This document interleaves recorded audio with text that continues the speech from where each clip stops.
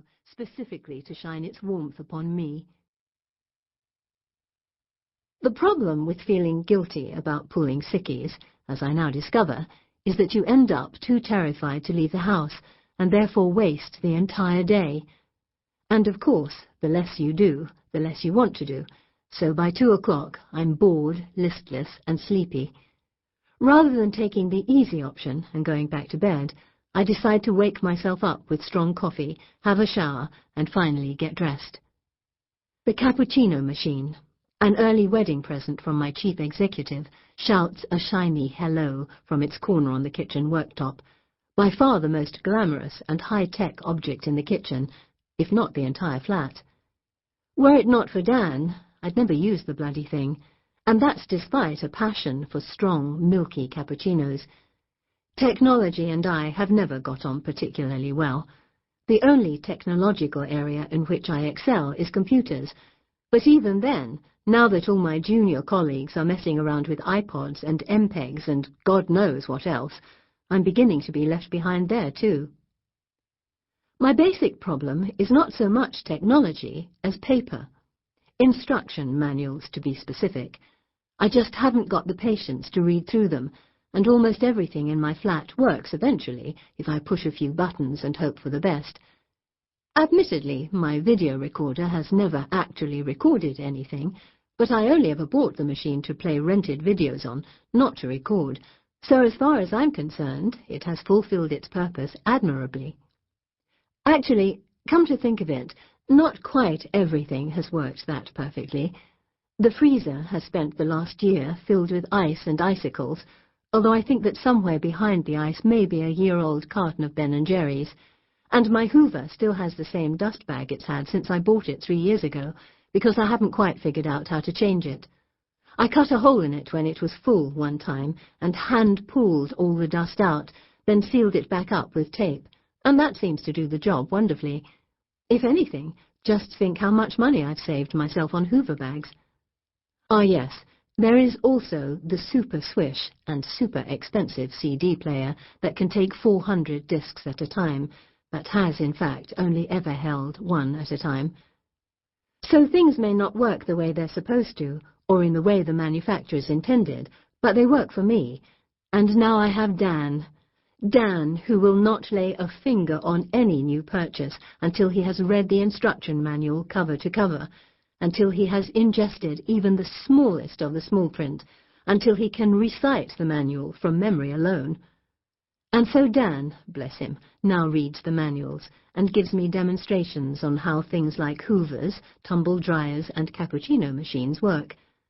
The only saving grace to this, other than now being able to work the cappuccino machine, is that Dan has learned to fine-tune his demonstrations so they last no longer than 1 minute, by which time I'll have completely tuned out and will be thinking either about new presentations at work or possibly dreaming about floating on a desert island during our honeymoon. But the cappuccino machine, I have to say, is brilliant, and God, am I happy I actually paid attention when Dan was showing me how it worked. It arrived 3 days ago, and thus far I've used it 9 times.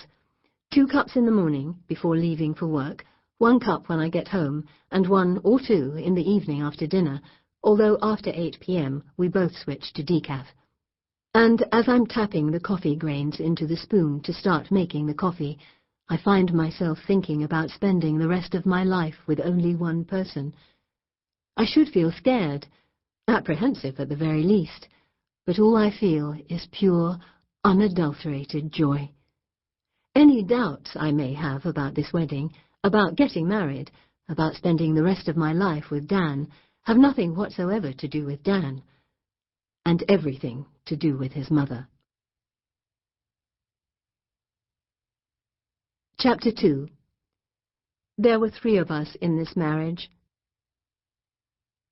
I remember watching Princess Diana roll those huge, sad eyes as she looked up at the camera and said those now infamous words, and I wondered what on earth she was talking about, wondered just how she managed to be so unbelievably dramatic. And now, weeks away from my own wedding, I know exactly what she meant. The only difference being that I'm dealing not with a mistress, but with a matriarch. Frankly, I can't decide which is worse. I met Dan, fell in love with Dan, and agreed to marry Dan, thinking I was marrying, well, Dan. But as the months of preparation have unfolded, I'm beginning to see that I'm marrying Dan, his mother, and, on a slightly less intense level, his father, brother, and sister. Don't get me wrong. For a while I was completely over the moon about this. In the beginning, when we first met, and Dan introduced me to his family, I was thrilled to have found the family I'd always dreamed of. A warm, large and loving family, brothers and sisters, parents who were still together and happy. When Dan confessed on our third date that he went to his parents for lunch every Sunday, I made up my mind there and then that he was going to be the one. A boy who still loves his family, I thought. A family so close they get together every week. What more could a girl ask for? With hindsight, I was bound to think that, given that my own dysfunctional family had fallen to pieces right around the time my mother died. Not that it was the happiest of families that was destroyed. My mother was an alcoholic, unpredictable, manipulative, self-obsessed. When sober, she had the capacity to be exactly the mother I wanted. She could be kind, warm, loving, fun. I remember how much I adored her when I was very young, how she'd take me to puppet shows, laugh delightedly when I giggled at Punch and Judy, scoop me up into her arms while I wriggled and then cover me with kisses. But she wasn't often sober. My mother and father were forever hosting cocktail parties, forever finding excuses to drink. I'd hear the music and laughter and would leave my bedroom and sit on the top step of the stairs, trying to see the glamorous evening dresses without being seen. Then, in the beginning, she was wonderful when she was drunk. "I'm not drunk," she'd laugh, "just a tiny bit tipsy." But her personality became huge when she was drunk, her happiness magnified 1,000-fold by the alcohol. More affectionate, more vibrant, just more. But as the drinking progressed, things changed. Her happiness turned to disappointment, disgust, disease, and the alcohol continued to increase it. Where once she had been fun, she became sullen. Where she had been loving, she became distant. Where she had once covered me with kisses, she attacked me with insults. In time, my father withdrew from both of us. He'd tried to talk to her, but it would end in a screaming match, so he'd grab his coat and go out, for hours at a time, sometimes all night. I learned to read the signs, know when she had been drinking, know when to stay away. My friends were few and far between, but they were loyal and understood when I needed to stay the night, several nights a week. I can't say I was unhappy. Somewhere I was aware that my friends didn't have mothers who were angels one minute, then devils the next, and while I occasionally envied the stability and warmth I found in their homes, I never missed it in my own. It was, after all, the only home I knew. On March 23rd, 1983, I was sitting next to my best friend, Alison, in a history lesson.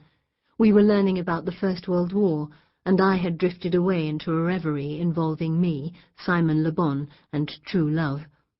I'd just got to the part where he gazed into my eyes before the magical first kiss, when Alison nudged me sharply. I looked at her to see her gesturing at the classroom door. Through the glass I could see the headmistress, Mrs. Dickinson, approaching, as did the rest of the class. A collective gasp went around the classroom, for Mrs. Dickinson was clearly about to come in, and, aside from morning assembly, Mrs. Dickinson was a formidable presence who was very definitely seen and not heard. I'm sure she was probably a lovely woman, but the entire school was terrified of her, even the sixth formers. She rarely seemed to smile and stalked around the school, steel-grey hair in a helmet around her face, head held high, staring into the middle distance with a terrifying gleam in her eye. The entire class stopped breathing as we watched the door handle turn, and then she was in front of us, asking to have a word with Mrs. Packer, the history teacher. The two stepped out.